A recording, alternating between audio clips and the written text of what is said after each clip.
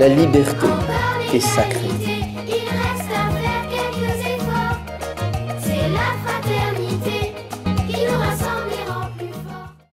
Bonjour, je vais faire un top 5 des statues de Marianne. Je ne vais pas parler des représentations en 2 dimensions, comme sur les timbres, les documents administratifs, les pièces de monnaie. Je vais juste parler des représentations en 3 dimensions. C'est des sculptures. C'est une vidéo que j'avais déjà préparée il y a presque 2 ans. En 2016, j'avais déjà fait mon dossier Marianne. Et finalement, je la fais maintenant. Donc Marianne représente la République française. Elle est caractérisée par un attribut, celui de nourrir. Elle se fait appeler la mère nourricière. Elle a un drapeau, c'est le drapeau bleu-blanc-rouge.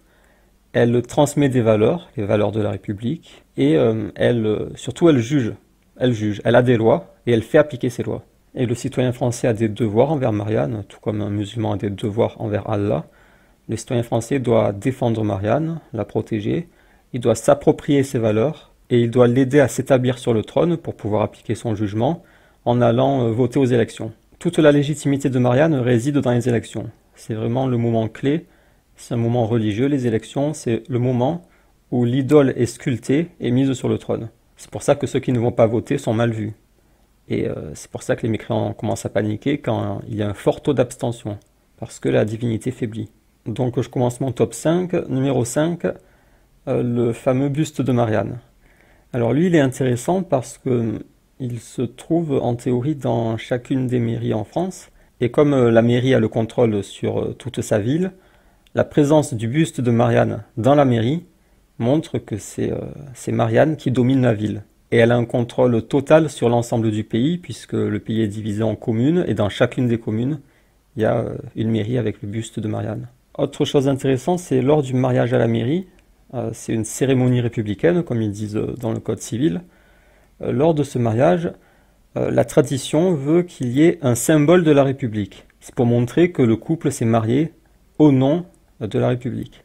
Et comme j'avais expliqué, lorsque vous vous mariez à la mairie, vous n'êtes pas en train d'enregistrer votre mariage auprès de la mairie, vous êtes en train de contracter un mariage républicain. C'est pour ça que ça pose problème au niveau religieux. Parce que vous contractez un mariage d'associateur au nom d'une statue.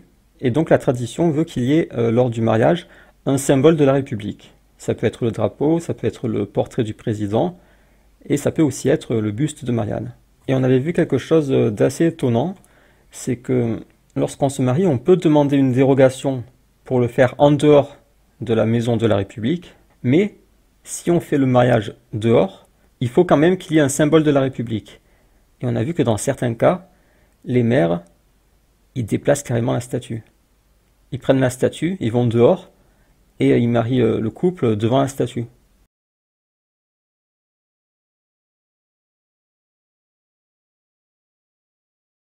Et elle peut se trouver aussi dans les tribunaux, pour rappeler que c'est elle qui juge. Le juge est là pour faire appliquer le jugement de la République. Là, elle est ici. Là, elle est ici. Alors, je ne sais pas si c'est dans tous les tribunaux. Si vous êtes au courant, vous pourrez me dire. C'est pour ça qu'on dit que porter plainte, c'est du shirk. Parce que celui qui porte plainte, il se rend à pied dans le tribunal. Là, il se prosterne devant Marianne et il lui réclame son jugement. S'il te plaît, Marianne, fais appliquer ton jugement sur moi. Et donc, il tombe sous le coup des versets qui disent « Ils veulent prendre pour juge le tarout », alors que c'est en lui qu'on leur a commandé de ne pas croire. C'est pour ça qu'on dit aussi « Évitez de faire le mariage républicain », parce que c'est le mariage d'une autre religion. Vous célébrez le mariage selon une autre religion et au nom d'une idole qu'ils ont sculptée. Et c'est pour ça qu'on dit aussi « N'allez pas voter », parce que vous êtes en train de sculpter une idole. Vous êtes en train de vous joindre aux associateurs dans leur sculpture de leur idole et son établissement sur son trône. Vous êtes en train de voter pour construire une entité qui va légiférer à la place d'Allah. C'est extrêmement grave. C'est pas compliqué, il y a 3 choses à éviter. Voter, demander le jugement du tarout et célébrer la cérémonie du mariage républicain. Le plus grave étant bien sûr le vote et l'appel au jugement du tarout. Et vous avez de la chance parce que ces choses ne sont pas encore obligatoires. Le vote, ce n'est pas encore obligatoire. Je pense que ça le deviendra dans le futur, mais aujourd'hui ce n'est pas obligatoire. Et le mariage républicain non plus n'est pas obligatoire. La seule chose que dit la loi, c'est que l'imam n'a pas le droit de vous marier religieusement si vous n'êtes pas au préalable passé à la mairie pour faire le mariage républicain. La loi interdit à l'imam de vous marier, mais vous n'avez pas besoin d'imam pour vous marier. Vous avez juste besoin de 2 témoins, l'accord du tuteur et la dot. Il n'y a pas besoin d'imam pour se marier. Donc vous avez de la chance, les mécréants ne vous forcent pas encore à faire ces choses-là. Alors profitez-en. On passe à la statue de Marianne numéro 3. Je vais vous poser une question. Qui est sur le trône? Vous allez dire Allah. Allah s'est établi sur son trône. Ben c'est raté. C'est Marianne. C'est Marianne qui est sur le trône. Donc ça, c'est une statue qui se trouve devant l'Assemblée nationale. Juste devant l'Assemblée nationale, il y a Marianne sur son trône, parce que c'est elle qui fait appliquer ses lois. Les citoyens français sont sous l'autorité de Marianne et sont soumis à son jugement. Celle-là, je la trouve intéressante parce qu'elle est sur son trône et on comprend de qui elle veut prendre la place, parce qu'elle n'a rien à y faire sur le trône. Mais les associateurs l'ont placée sur le trône pour tenter de détrôner Allah. Et dans l'Assemblée nationale, derrière, il y a les associateurs qui font leur discours d'associateurs. Et lorsqu'ils font leur discours, qu'y a-t-il à l'arrière-plan? Regardez à l'arrière-plan. Il y a encore des statues de Marianne. Parce que tous ces gens sont là pour défendre l'idole, et donc ses lois et ses valeurs. C'est pour ça qu'ils ont tous à la bouche les mêmes mots. Démocratie, laïcité, liberté, droits de l'homme. Tout ça, ce sont les valeurs de l'idole, et eux, leur rôle, c'est de les défendre. Après, ils ont des désaccords entre eux, bien sûr, mais ils sont en accord sur les fondements. Les fondements, c'est que c'est Marianne qui doit être adorée. Il faut défendre la liberté, la laïcité, l'égalité homme-femme, la démocratie. La République, la laïcité, l'égalité homme-femme. Toutes ces valeurs font consensus parce qu'elles sont intrinsèques à l'idole. Et ce qu'ils reprochent au Front National, justement, c'est de ne pas respecter suffisamment ces valeurs. Ils disent que le Front National n'est pas suffisamment républicain. Beaucoup de Français sont des vrais républicains qui ne se reconnaissent en aucune façon. Le Front National n'est pas un vrai parti républicain. Non, je ne le pense pas. Écoutez, c'est un parti qui n'est pas républicain. Il a été condamné 19 fois. C'est un parti qui n'est pas républicain. Ah non, je suis donc il faut convaincu que l'interdire.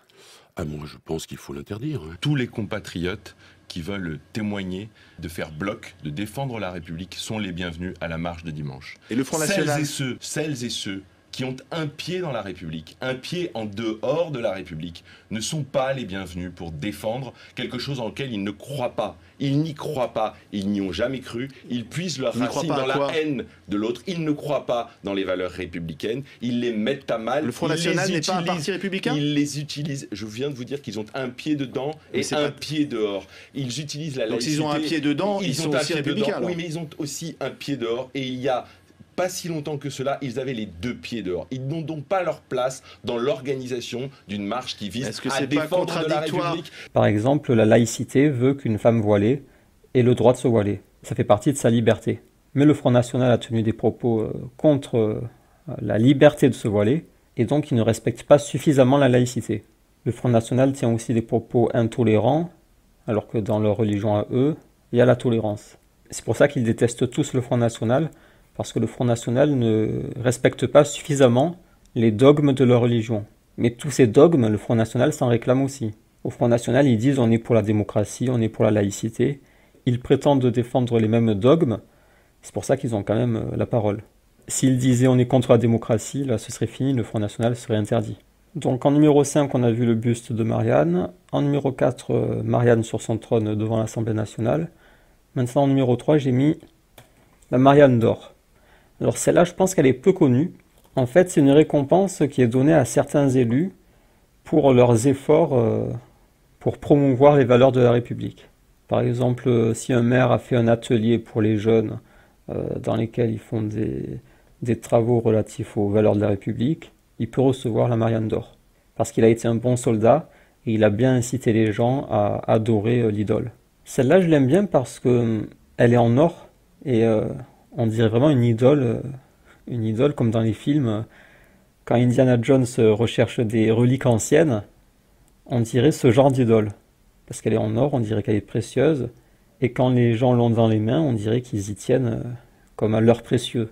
C'est l'or précieux. Regardez comme il est content, lui. Il a sa Marianne dans ses mains et il faut surtout pas lui arracher, sinon il a carrément rentré ses ongles dedans. Il faut pas se risquer à lui arracher des mains, là. Voilà, en fait, lui, on le revoit partout parce que c'est lui qui les distribue. J'avais fait une vidéo il y a 2 ans sur les Mariannes d'or, mais j'avais pas publié parce qu'elle était un peu longue et un peu barbante. Mais moi, ce qui m'a le plus impressionné, c'est la Marianne d'or géante. En fait, c'est un artisan qui a construit une Marianne d'or géante. Regardez comme elle est grande. Et donc, il a construit ça dans une ville du sud. Et ce qui est amusant, c'est qu'il voulait l'inaugurer. Il voulait l'inaugurer à l'Assemblée nationale. En fait, elle était en Aveyron, dans le sud. C'était pour mettre dans une école, je crois. Et ils étaient tellement fiers de cette Marianne géante qu'ils l'ont trimballée jusqu'à l'Assemblée nationale pour l'inaugurer.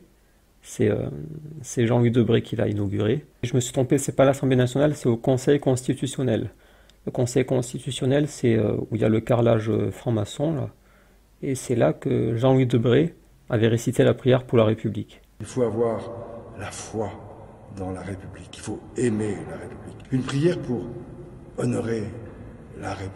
Marianne, pleine de force, le peuple est avec toi, le fruit de tes entrailles, la République est bénie. Sainte Marianne. Ça résonne comme dans une cathédrale. Ça résonne comme une cathédrale parce que nous sommes le temple de la République.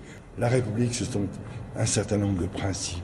Le principe de l'égalité, le principe de la liberté, le principe de la laïcité. Jean-Louis Debré, il a été ministre, il a été président de l'Assemblée nationale, et c'est un grand amoureux de la République. Il a même écrit le dictionnaire amoureux de la République, et donc c'est lui qui a inauguré la Marianne d'or géante au Conseil constitutionnel. Et après, ils l'ont ramenée en Aveyron pour la placer dans l'école. En numéro 2, j'ai mis le monument à la République. Donc c'est ce monument qui se trouve place de la République. On y voit Marianne au sommet. C'est l'idole principale. Elle tient dans sa main les droits de l'homme. Et en dessous, il y a les idoles secondaires qui y sont rattachées. La liberté, l'égalité et derrière la fraternité. Et ce monument est intéressant parce qu'il résume à peu près toute la religion. T'as l'idole principale, Marianne. Elle tient les droits de l'homme. T'as les valeurs de la République en dessous, liberté, égalité, fraternité. Et on a bien sûr la démocratie. Là, c'est l'urne, il y a marqué suffrage universel.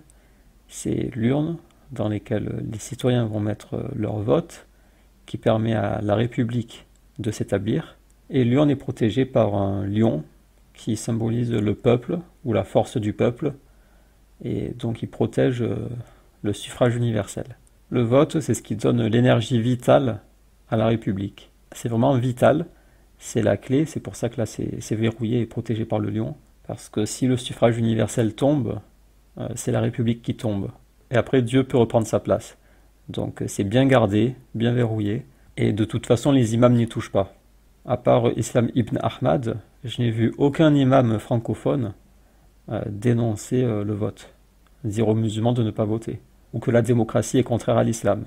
Je n'ai entendu aucun imam francophone dénoncer la démocratie. Quel est donc ce système pour vivre ensemble qui nous permet de tendre vers la perfection en nous améliorant au fur et à mesure? C'est la démocratie. La démocratie au sens noble du terme, c'est l'islam. Parce qu'ils ont très bien compris que pas touche. Et si tu touches, tu risques d'avoir des problèmes. Et donc c'est autour de ce monument que se sont rassemblés les associateurs quand il y a eu l'attentat au Bataclan. Quand il y a eu les attentats à Paris, les associateurs se sont naturellement regroupés, ils se sont agglutinés autour de leur idole. Personne ne leur a dit c'est votre idole, allez vous agglutiner autour d'elle. Non, ils sont allés tout seuls. Pour eux, c'est un réflexe, c'est naturel. Donc voilà, je l'ai mis en numéro 2 parce qu'il y a beaucoup de choses dessus. Il y a les droits de l'homme, liberté, égalité, fraternité, démocratie, vote. Et c'est au nom de toutes ces choses qu'ils arrivent à justifier la guerre. Ils sont prêts à aller faire la guerre dans d'autres pays au nom des droits de l'homme, au nom de la démocratie, au nom de la liberté. C'est au nom de ces choses sacrées, qui se permettent d'aller faire la guerre et de tuer des gens. Il faut savoir que si un jour les musulmans conquièrent la France, l'endroit où ils vont se précipiter, c'est place de la République, pour venir démolir la statue. Parce qu'ils comprendront instinctivement, ils n'auront pas besoin que je leur fasse une vidéo en disant regardez, l'idole, elle est ici. Ils n'auront pas besoin. Instinctivement, ils vont accourir ici avec les marteaux et ils vont démolir la statue de Marianne. Parce qu'ils comprendront naturellement que l'idole, elle est là, et que c'est elle qu'il faut casser. Ça, c'est pour répondre à ceux qui disent « mais non, c'est pas une idole ».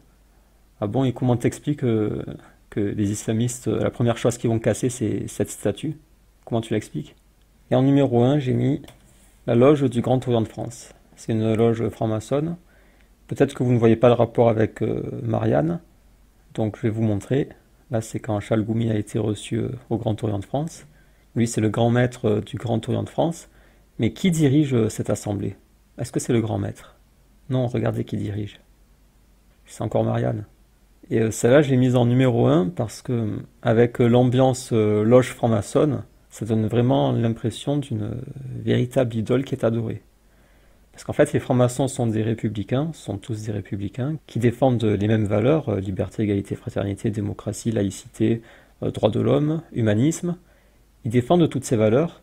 Et donc, dans leurs réunions, ils ne discutent non pas de comment sacrifier les bébés, contrairement à ce qu'on peut lire sur Internet, mais ils discutent sur comment respecter et propager les valeurs de la République. De toute façon, c'est toujours la même chose. Tu as Marianne qui est au centre, c'est l'idole, et après tu as ses valeurs, liberté, égalité, fraternité, laïcité, humanisme, tolérance, droits de l'homme, démocratie, et l'associateur, le citoyen, dès son plus jeune âge à l'école, s'approprie les valeurs de la République.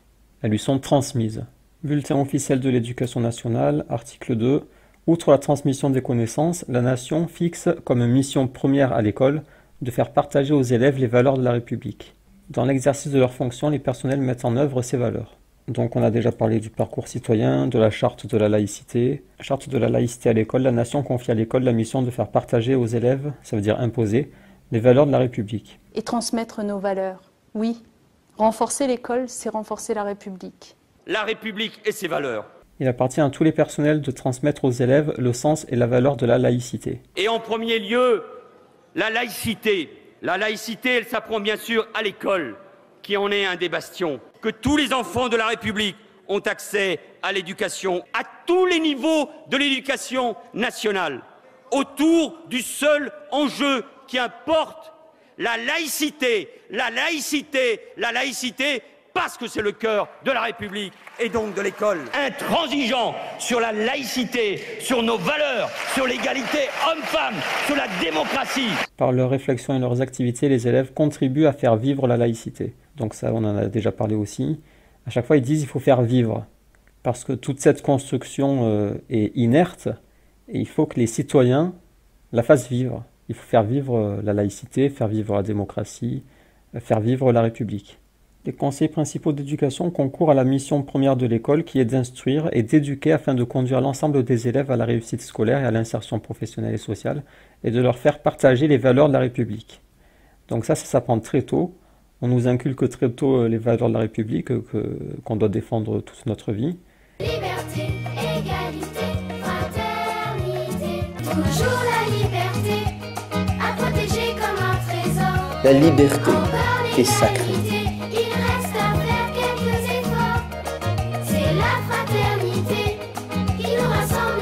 Nous sommes frères en humanité avec tous ceux qui sont pour la justice et la liberté.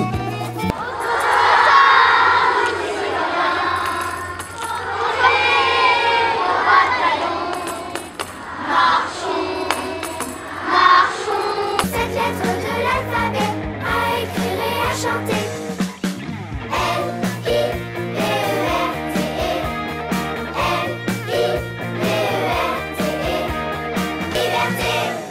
Et on a des devoirs religieux, bien sûr, c'est de respecter ces valeurs, les défendre, les promouvoir. Il faut protéger la démocratie. Et surtout d'aller voter. Le premier devoir, c'est d'aller voter parce que c'est ça qui maintient la République. La consigne que nous vous donnons et la consigne que vous devez absolument exécuter, c'est celle d'aller voter le 23 et le 7 mai. Il faut aller voter. Nous allons voter le 23 avril et le 7 mai. Une fois que vous êtes dans l'isoloir, vous dites Bismillah et vous votez. Il faudra aller voter. Donc allez voter. Et après, les adultes, ils adorent cette idole, soit de façon passive, ça peut être passif, on ne s'en rend pas compte, on se dirige vers l'idole comme ça et on brandit un drapeau, mais on ne sait pas pourquoi. Soit de façon active, c'est les politiques et les francs-maçons dans leur loge. Ils sont actifs et ils dédient leur vie à la défense de l'idole. Et leur ennemi numéro 1, c'est l'intégrisme, l'islamisme, le terrorisme, la barbarie. Donc en gros, c'est l'islam, quoi. Je n'accepterai pas les comportements des salafistes et autres groupes qui défient la République. La République sera intransigeante avec ceux qui entendent la contester. La République, elle n'a pas à négocier ses valeurs. Mais comme ils ont la laïcité, en fait c'est ça leur problème, c'est qu'ils ont la laïcité dans leur dogme. Et la laïcité, c'est la liberté de culte. Et le problème, c'est que l'islam est une religion, donc tu es censé avoir la liberté d'être musulman. Mais de notre côté, l'islam, c'est l'ennemi de leur religion. C'est pour ça qu'ils sont dans une situation compliquée, parce qu'ils doivent combattre quelque chose qu'à la fois ils doivent défendre. La liberté de culte, ils doivent la défendre, mais ils doivent combattre l'intégrisme, la barbarie, le sexisme, qui se trouvent dans l'islam. Et c'est pour ça qu'ils sont coincés.